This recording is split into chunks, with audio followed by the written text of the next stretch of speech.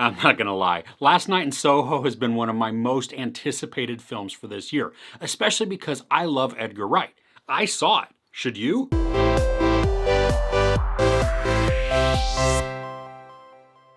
An aspiring fashion designer is mysteriously able to enter the 1960s where she encounters a dazzling wannabe singer. But the glamour is not all it appears to be, and dreams of the past start to crack and splinter into something much darker. This stars Thomasin McKenzie, Anya Taylor-Joy, Matt Smith, Diana Rigg, Terence Stamp, and Michael Ajao. And I don't think it's totally clear from the marketing, but this is solidly Thomasin McKenzie's movie. I mean, she is the star and carries this with just a stellar performance. And that's not to say that the others weren't wonderful, because they truly were. I was just surprised at how much of the story relies on McKenzie's character of Ellie. The story follows Ellie, who is a student at an arts college in London, and we learn right at the beginning of the film that she has some gifts or abilities that affect her in special ways. When she gets to school, she decides to rent a flat and then begins to have odd visions or dreams that transport her into the 1960s, where she follows a young blonde woman named Sandy, who is then played by Anya Taylor-Joy. Through successive dreams, Ellie learns more and more about Sandy's life, which begins as a dream come true and then descends into a nightmare. Edgar Wright has a few signature moves that he typically includes in his directing. I mean, there's amazing soundtracks, he times visual cues with musical beats, and then he does some quick cuts of action to make something like getting ready in the morning take about 2.5 seconds. Now, while he doesn't use the last style in this, the killer soundtrack and the timings are very present. Oh, and good gravy, that soundtrack. There are so many amazing songs from the 60s, sometimes recovered by other artists, and they play throughout the film. Each time they work to enhance the mood, mixing the present with the past in just a seamless way. And so many of the visuals are timed to cue with the beats of the songs. And it's not always in the large things either. Sometimes it's just footsteps or a flashing light.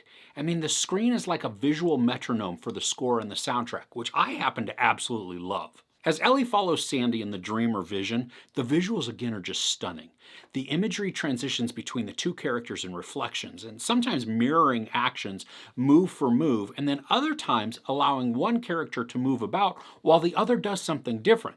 And then we'll watch the characters switch places mid-action, and it's just flawless. As an example, there's a club scene where Sandy is dancing with Matt Smith's character, and as they dance around the floor, Sandy and Ellie continually switch places. I mean, it looks like it's a 100% seamless shot because Matt Smith continues in his moves, as does everybody else around them on the dance floor. I mean, it was wonderful to watch and impressive in the execution. And there's a lot of those types of sequences that take place, where we have the intermingling of characters. I mean, it's awesome in the truest sense of the word. As Ellie continues to follow and observe Sandy, the story goes down just a progressively dark path.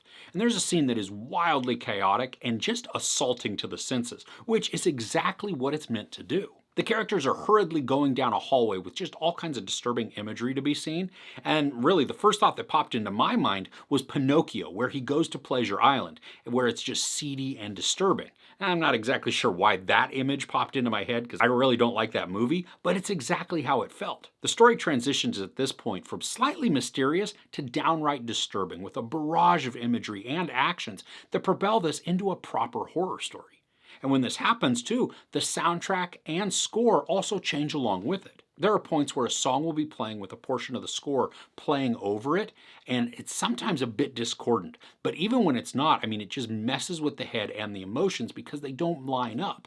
But that's exactly, again, what it's designed to do. And then woven throughout all of this is a growing mystery. Ellie is trying to find out what the dreams mean, and she tries to help Sandy, even though everything she sees is only a vision. And dark events continue to be witnessed by Ellie, which then drives her to kind of a sort of madness. Now, McKenzie is perfect in the role. She exudes troubled desperation, all the while maintaining a sympathetic persona, and through every turn, I mean, I felt for her. There are some elements within the mystery that I thought at first were going to be extremely obvious, but I kept hoping that they wouldn't be, as it just would have made me very disappointed that something would be so forthright in the story. Now, luckily, there are many twists and turns within the story, and I only figured it out at the time that we're meant to discover the truth. I mean, it makes the mystery fun when that happens, right? Something that I really enjoyed was the character progression and then the growth we see in Ellie. She is certainly not a static character. And most of the other characters around her are static, but they're meant to be because it's Ellie's journey, even though we're watching just two people's stories play out. The movie is just shy of 2 hours, and I was never bored or even felt the time.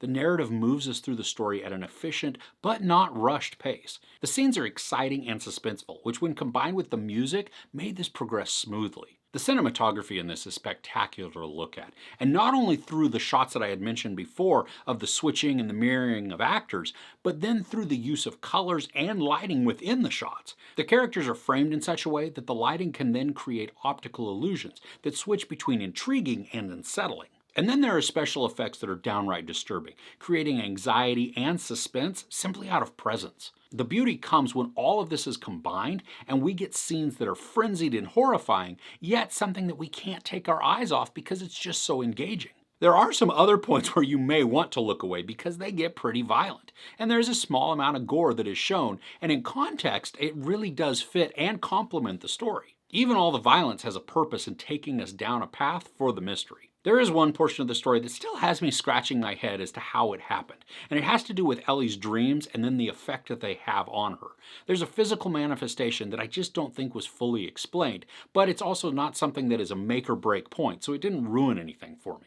Now, the filming location for this movie was actually in Soho, London, which I think is cool. I mean, it's not very often that the actual place in a movie is utilized. But with that, the pubs, shops, just streets and lights all create the perfect backdrop for this story. It's sort of a romantic ambiance, and not romantic as in like amorous, but more glamorous or idyllic. And the aesthetic of the 60s is just perfectly captured. From the costume design to the cars and, obviously the music, each time the story went to that timeline, we are transported to a place that feels like we're actually in the 60s. So if you can't tell, I absolutely loved this movie. I was enthralled with each of the performances, and especially that of Thomasin McKenzie. The mystery that is built was wildly engaging, and the twists were both complex and satisfying. Edgar Wright knows how to utilize the songs and score in a way that enhances just everything we see on screen through the use of impeccable and maybe even obsessive timekeeping when it comes to the beats. The darkness of the story, mixed with the hope that we see in the main character, creates an air of suspense that was totally satisfying. There's no sex, brief nudity, a lot of profanity, and some very brutal violence, including sexual violence. I give Last Night in Soho 4.5 out of 5 couches. Are you a fan of Edgar Wright? Do you have a favorite film of his? I'd love to know what yours is in the comments below. I'm not sure I can pick one. If you enjoyed this review, please give it a like. Also, don't forget to share and subscribe. I'm Chris. This is Movies and Munchies. Thanks for couching with me.